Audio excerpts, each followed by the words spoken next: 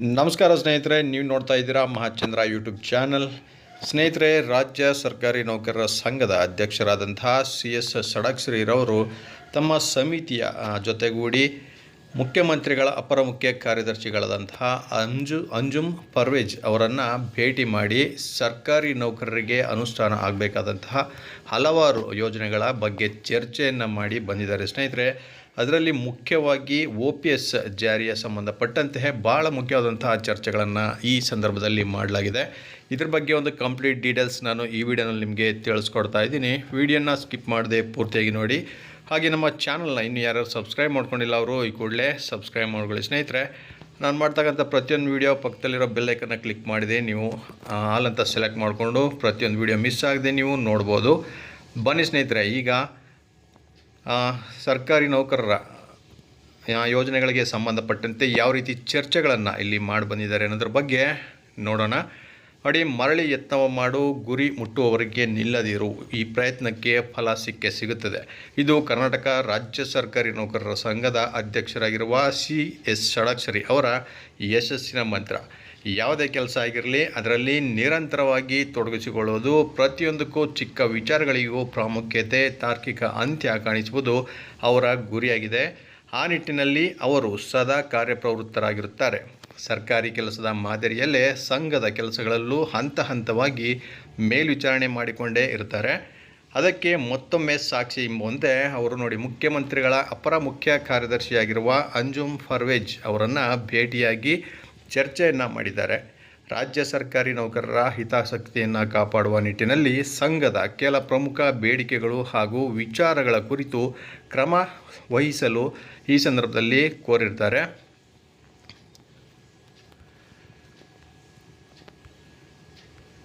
ನೋಡಿ, ಈ ಪೈಕಿ ಪ್ರಮುಖ ಆಗಿರುವುದೇ OPS ಜಾರಿ. ಸದ್ಯ ರಾಜ್ಯ ಸರ್ಕಾರಿ ನೌಕರರ ಸಂಘದ ಮುಂದೆ ಇರುವ ಅತಿ ದೊಡ್ಡ ಸವಾಲು. ಸರ್ಕಾರ ರಚಿಸಿರುವ NPS ರದ್ದು ಸಮಿತಿಯು ಈಗಾಗಲೇ ಬೇರೆ ಬೇರೆ ರಾಜ್ಯಗಳಿಗೆ ತೆರಳಿ ಮಾಹಿತಿಯನ್ನು ಸಂಗ್ರಹಿಸಿದೆ. NPS ರದ್ದು ಮಾಡಿ OPS ಜಾರಿಗೊಳಿಸಿರುವ ಕುರಿತು ಮಾಹಿತಿಯನ್ನು ಸಂಗ್ರಹಿಸಿ ರಾಜ್ಯದಲ್ಲಿ ಕ್ರಮ ವಹಿಸುವ ಕುರಿತು ವರದಿಯನ್ನು ತಯಾರಿಸಿರುವ ಮಾಹಿತಿ ಲಭ್ಯ ಆಗಿದೆ. ಸದ್ಯ ಸರ್ಕಾರ ಈ ವರದಿಯನ್ನು ಸ್ವೀಕರಿಸುವುದು ಮಾತ್ರ ಬಾಕಿ ಇದೆ. ಆದಷ್ಟು ಬೇಗ ಸಮಿತಿಯ ಅಧ್ಯಕ್ಷರಿಂದ ವರದಿ ಪಡೆದುಕೊಂಡು ಕ್ರಮ ವಹಿಸಬೇಕಿದೆ.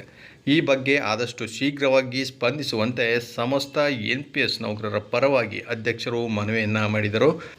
ಇದಕ್ಕೆ ಸಕಾರಾತ್ಮಕವಾಗಿ ಸ್ಪಂದಿಸಿರುವ ಅಂಜುಮ್ ಪರ್ವೇಜ್ ರವರು ಸಮಿತಿಯ ಅಧ್ಯಕ್ಷರ ಜೊತೆಯಲ್ಲಿ ಮಾತನಾಡಿ ಶೀಘ್ರವೇ ವರದಿಯನ್ನು ಪಡೆಯುವುದಾಗಿ ಭರವಸೆಯನ್ನು ನೀಡಿದರು. ರಾಜ್ಯ ಸರ್ಕಾರ ಕೂಡ OPS ಜಾರಿಯ ಗ್ಯಾರಂಟಿ ನೀಡಿರುವ ಹಿನ್ನೆಲೆಯಲ್ಲಿ ಈ ಕುರಿತು ನಿರ್ಧಾರ ಕೈಗೊಳ್ಳುವ ವಿಶ್ವಾಸವಿದೆ. ಸರ್ಕಾರಕ್ಕೆ 3 ವರ್ಷಗಳು ಪೂರೈಸುತ್ತಿರುವ ಹಿನ್ನೆಲೆಯಲ್ಲಿ ಎಲ್ಲ ಗ್ಯಾರಂಟಿಗಳನ್ನು ಈಡೇರಿಸುವಲ್ಲಿ ಆದ್ಯತೆಯ ಮೇರೆಗೆ ಕೆಲಸಗಳು ಆಗ್ತಾ ಇವೆ. ಇಂತಹ ವೇಳೆಯಲ್ಲಿ ರಾಜ್ಯ ಸರ್ಕಾರಿ ನೌಕರರ ಅತಿ ದೊಡ್ಡ ಬೇಡಿಕೆಯಾಗಿರುವ ಹಾಗೂ ಲಕ್ಷಾಂತರ ನೌಕರರ ಕುಟುಂಬಗಳ ಹಿತಾಸಕ್ತಿ ಕಾಪಾಡುವ ನಿರ್ಧಾರವನ್ನು ರಾಜ್ಯ ಸರ್ಕಾರವು ಕೂಡ ಕಡೆಗಣಿಸುವುದಿಲ್ಲ ಎಂಬುವ ವಿಶ್ವಾಸವನ್ನು ವ್ಯಕ್ತಪಡಿಸಿದ್ದಾರೆ. ಇನ್ನು 2025ರ CGHS ದರಗಳನ್ನು ರಾಜ್ಯ ಸರ್ಕಾರವು ಪರಿಷ್ಕರಿಸಿ ಸರ್ಕಾರಿ ಆದೇಶ ಹೊರಡಿಸುವುದು ಬಾಕಿ ಇದೆ. ಕೇಂದ್ರ ಸರ್ಕಾರದ ಮಾದರಿಯಲ್ಲಿ ನಿರ್ಧಾರವನ್ನು ಕೈಗೊಳ್ಳಬೇಕಿದೆ. 5 ಲಕ್ಷಕ್ಕೂ ಹೆಚ್ಚು ಸರ್ಕಾರಿ ನೌಕರರು ಮತ್ತು ಅವಲಂಬಿತ ಕುಟುಂಬಗಳ ಆರೋಗ್ಯ ರಕ್ಷಣೆಗೆ ರಕ್ಷಾ ಕವಚದಂತಿರುವ ಈ ಯೋಜನೆಯ ದರಗಳನ್ನು ಶೀಘ್ರವಾಗಿ ಪರಿಷ್ಕರಿಸಿದ ಆದೇಶ ಹೊರಡಿಸಲು ಮನವಿಯನ್ನು ಮಾಡಲಾಯಿತು. ಸರ್ಕಾರಿ ನೌಕರರಿಗೆ ಬಹಳ ಮುಖ್ಯವಾದಂತಹ ಆದೇಶ, ಅವರು ಕಾಯ್ತಾ ಇರ್ತಕ್ಕಂಥ ಆದೇಶ ಅಂತಂದರೆ OPS ಜಾರಿ. ಈ ಬಗ್ಗೆ ಕೂಡ ಇಲ್ಲಿ ಚರ್ಚೆಯನ್ನು ಮಾಡಿ NPS ಸಮಿತಿ ಸಿದ್ಧಪಡಿಸಿರ್ತಕ್ಕಂಥ ವರದಿಯನ್ನು ಈಗ ಆದಷ್ಟು ಬೇಗ ಸ್ವೀಕರಿಸುವುದಾಗಿ ಇವರು ಒಂದು ಆಶ್ವಾಸನೆಯನ್ನು ನೀಡಿದ್ದಾರೆ ಸ್ನೇಹಿತರೆ. ಸದ್ಯದಲ್ಲೇ ಈಗ NPS ಹೋಗಿ OPS ಆಗುವಂಥ ಎಲ್ಲ ಲಕ್ಷಣಗಳು ಕಾಣ್ತಾ ಇದೆ ಸ್ನೇಹಿತರೆ.